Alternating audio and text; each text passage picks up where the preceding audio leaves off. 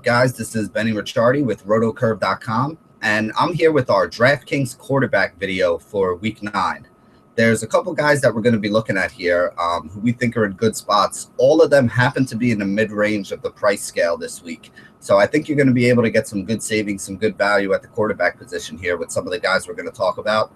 Obviously, guys like Brady and Breeze, who we're not going to mention, are always in play too.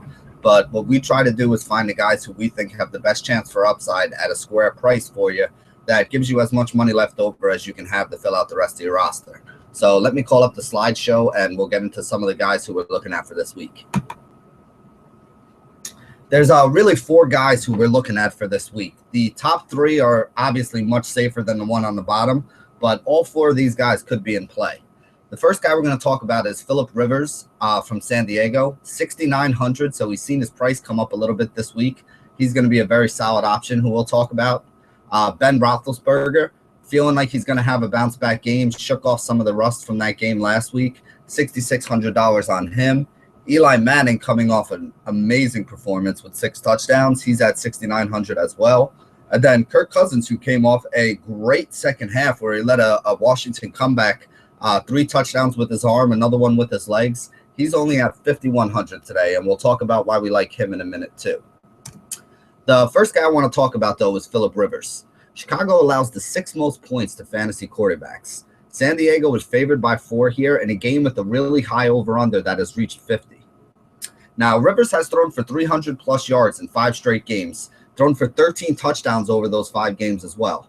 I mean, this guy's averaging about 365 yards and 2.5 touchdowns, a little bit over 2.5 touchdowns per game. So if you just break that down based on a DraftKings scoring chart, you're probably looking at 17 points for the yardage that he gets you. And, again, 2.5 touchdowns, another 10. So you're looking at about 27 points as an average over the last 5 weeks for a guy like Phillip Rivers.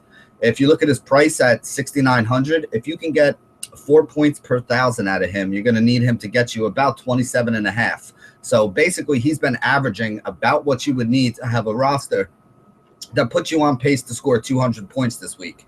A roster that can score 200 points, no matter whether it's a really high-scoring week or a little bit of a lower-scoring week, is going to have you in the money in most of your tournament rosters and is definitely going to help you double up in any GPP that you're playing in. And that's why, even with a couple of his receivers banged up, I still think Phillip Rivers is a great option to look at here on Sunday. The next guy we're going to talk about is Ben Roethlisberger. He's at home in a high total game. Last week, he didn't really have a great game, but he did throw the ball 45 times. He has a completely healthy list of all his weapons with the exception of Lev Bell. But with no more Lev Bell, you got to think that they're going to be looking to go downfield a little more, throw the ball to the wide receivers and the tight end. And that could really lead to some big scores here for Ben Roethlisberger. He's going to be throwing the ball a little more often in the red zone now as well without Le'Veon Bell. So last year when they got down to the red zone, if you remember, one of the things that people were complaining about, and even Le'Veon Bell himself had said, is when they get down into the red zone, they were throwing the ball too often. And I think we're going to see them get back to that. They ran a lot of that hurry-up offense last week, and the hurry-up offense basically just means that they're speeding the game up, giving a few more throws to Roethlisberger, and definitely is going to be something that's positive for his fantasy score. I know a lot of people are a little upset at, the number he put up last week. People were expecting a much bigger game in that situation out of him. But I think this is a little bit of a softer matchup and probably a better spot for him. So I am expecting Ben to bounce back with a big game here. The next guy I want to talk about is Eli Manning. Eli Manning is also at 6,900. I think he's going to go very low owned this week because I think Phillip Rivers is going to take most of the money at that price range. And Eli's going to kind of be like the forgotten, little brother that many consider him to be anyway. Tampa Bay has the 5th most fantasy points allowed to quarterbacks this year. And this is a high total game at 47 with the Giants favored by 3. So obviously it's a pretty good spot. You got to expect to see some points scored here. Giants passing game looked great last week, as we discussed. Eli had 6 touchdowns. And wide receivers are also 5th against Tampa Bay overall for the 5th most fantasy points allowed. And Eli throws a very high percentage of his passes to his wide receivers. He throws passes out of the backfield, sometimes to Shane Vereen. He doesn't use Larry Donnell all that much this year. Donnell has not been good by any stretch of the imagination. So Eli Manning throwing to his wide receivers looks like something that we're going to see in this game. Could probably wind up with another 2 or 3 touchdowns in this one and would be able to pay off that value if he gets anywhere near 300 yards to go along with it. The cheap option who I've been looking at for this week is going to be Kirk Cousins.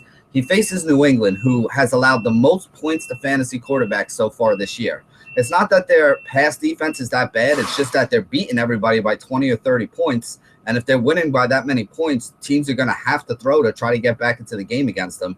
And again, it's not that that's a bad thing, because if you're using the quarterback against them for fantasy, you're going to be able to put up some pretty big numbers. Cousins was trailing and throwing the ball a lot so far this season. As we saw last game, he had 3 TD passes and 1 rushing touchdown in that one. And he's a viable cheap option for only $5,100. I don't think he's a very safe play. It's not somebody that I would look to roll out in my cash lineups like we did last week with a guy like Hoyer.